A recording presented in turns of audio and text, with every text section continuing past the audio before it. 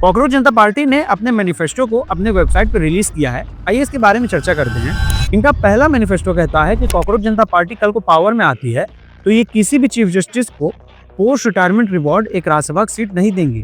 मुझको समझ नहीं आ रहा है कि कॉकरोच जनता पार्टी को पावर दी किसने कि वो डिसाइड करें कि किसको राज्यसभा भेजना है किसको नहीं। इनका दूसरा मैनिफेस्टो कहता है कि अगर चीफ इलेक्शन कमीशन किसी भी स्टेट में जहां कॉकरोच जनता पार्टी की सरकार है या अपोजिशन की सरकार है वहां किसी भी व्यक्ति का गलती से नाम वोटिंग लिस्ट से कट कर देते हैं तो उनके खिलाफ यूएपीए एक्ट के तहत मुकदमा होना चाहिए और टेररिज्म के चार्जेस लगने चाहिए। अब मुझको समझ नहीं आ रहा है कि कॉकरोच जनता पार्टी कोई लीगल पार्टी नहीं है, इनके पास कोई भी लीगल एग्जिस्टेंस नहीं है और ये अभी से ही सपना देखना चालू कर दिए कि इनकी पार्टी बनने वाली है। और आपको ये भी बता दूं कि इनके जो दो टॉप मेंबर्स हैं उनके खिलाफ खुद मुकदमा चल रहा है। एक व्यक्ति के खिलाफ सेडिशन का मामला चल रहा है और एक के खिलाफ दंगा भड़काने का मामला चल रहा है और ये सामने से बता रहे हैं चीफ इलेक्शन के कमीशन के खिलाफ हमको टेररिज्म का मामला चलाना है।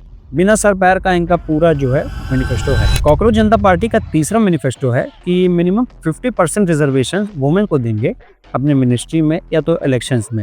मुझको ये नहीं समझ आ रहा है, जब ये 2018 से लेकर 2024 तक आम आदमी पार्टी के मेंबर थे, एक अच्छी पोस्ट पे इन्होंने काम किया, तो उस टाइम इन्होंने अपनी गवर्नमेंट में कितनी महिलाओं को एमएलए का टिकट दे दिया या कितनी महिलाओं को मिनिस्ट्री में काम करने का मौका दिया। लेकिन हमको एक बात और समझना पड़ेगा कि महिलाओं को रिजर्वेशन देने से ज़्यादा जरूरी ये है कि एक पद के लिए एक सही व्यक्ति का चुनाव हो, चाहे वो महिला हो या पुरुष हो। इनका चौथा मैनिफेस्टो कहता है कि अंबानी और अडानी के जो मीडिया हाउसेस के लाइसेंस हैं उसको कैंसिल किया जाए। अब इनको कौन समझाए कि मीडिया हाउस चलाने के लिए अच्छा खासा पैसे की जरूरत पड़ती है। एक नॉर्मल सिविलियन जाके मीडिया हाउस नहीं चला सकता है। कल को ये अपनी नई डिमांड रख देंगे कि अंबानी जो है जियो सिम को बंद कर दें, अडानी पोर्ट से काम ना करे, एयरपोर्ट से काम ना करें, तो भारत में फिर काम कौन करेगा, भारत की जीडीपी चलेगी कैसे। इनका आखिरी और पांचवा मैनिफेस्टो ये है कि अगर कोई भी व्यक्ति पार्टी छोड़ के दूसरी पार्टी में जाता है तो उसको 20 साल के लिए चुनाव ना लड़ने दिया जाए। अब ये खुद 2018 से 2024 तक आम आदमी पार्टी के मेंबर थे, तो क्या 20 साल के लिए अब ये भी संन्यास की मुद्रा में रहेंगे, कोई चुनाव नहीं लड़ेंगे।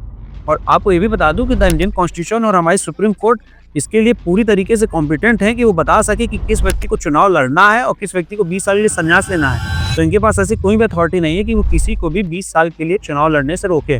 और कहीं ना कहीं बात ये राघव चड्ढा से रिलेट की जा रही है क्योंकि उन्होंने रिसेंटली आम आदमी पार्टी को छोड़ा है और आम आदमी पार्टी के मेंबर्स ने भी सेम डिमांड की थी। तो ये पूरी तरीके से एक व्यक्ति को टारगेट करके बनाया हुआ समझ आ रहा है। और आपको बता दूं कि पांचों मैनिफेस्टो इनके पढ़ के यही लग रहा है कि इनका पूरा विजन ही मैनिफेस्टेशन पे चल रहा है। ये पूरी पार्टी मैनिफेस्टेशन पे ही वर्क कर रही है। न सिर है न पैर है, सिर्फ और सिर्फ एक कॉकरोच है। तो ऐसे लोगों से थोड़ा सतर्क रहिए। और हमारे इंडियन यूथ बहुत ज़्यादा कैपेबल हैं, वो ऐसी पार्टी को केवल मीम पेज ही बना के रख देंगे। बाकी सतर्क रहिए। जय हिंद।